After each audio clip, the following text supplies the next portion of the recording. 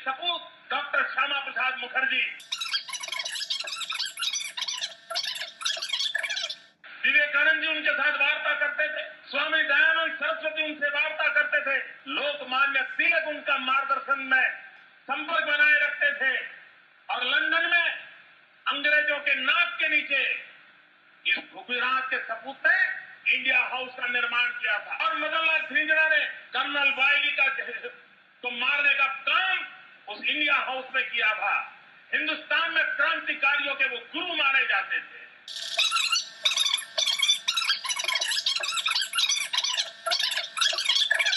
उन्नीस में उनकी मृत्यु हुई और मरते समय उन्होंने इच्छा व्यक्त की थी कि मेरे अस्थि जो है उसको संभाल के रखा जाए, लेकिन देश जब आजाद हो तब मेरे अस्थि आजाद हिंदुस्तान में ले जाएं, ताकि मैं जो आजाद भारत की सांस लेना चाहता था, जीते जी नहीं ले पाया, लेकिन मेरे मरने के बाद मेरे अस्थि को आजाद हिंदुस्तान की हवा का रुख का पता चले, इसलिए ये मेरे अस्थि संभाल के रखे जाए, देश आजाद होने के बाद उसे ले जाया जाए। 1930 से वो अस्थि जिनेवा के स्मशान में रखे गए थे, वहां की सरकार ने रखे थे। 1947 देश आजाद होने के बाद पंडित नेहरू का पहला काम था कि कोई प्रतिनिधि को भेज करके देश के लिए जीने मरने वाले डॉक्टर श्यामा प्रसाद मुखर्जी के उस अस्थि को हिंदुस्तान ला देते हैं। नहीं किया, 2003 तक नहीं किया।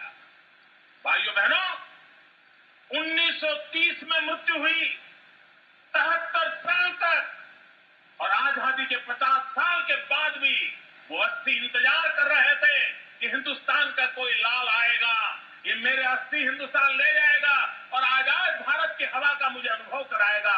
ये काम प्रधानमंत्री जी आपकी पार्टी ने नहीं किया, इतिहास को दबोचने का प्रयास हुआ।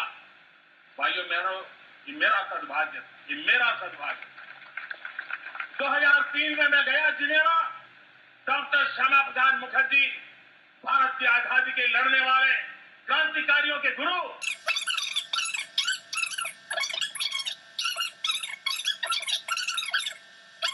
उनके अस्थि में खुद कंधे पर उठा करके ले आया और आज कच्छ के मांडवी में उनके गांव में इंडिया हाउस बना करके उनका स्मारक हमने खड़ा किया है। इतिहास का गौरव कैसे होता है, इतिहास का सम्मान कैसे होता है, इसके ढेर सारे उदाहरण हमारे पास।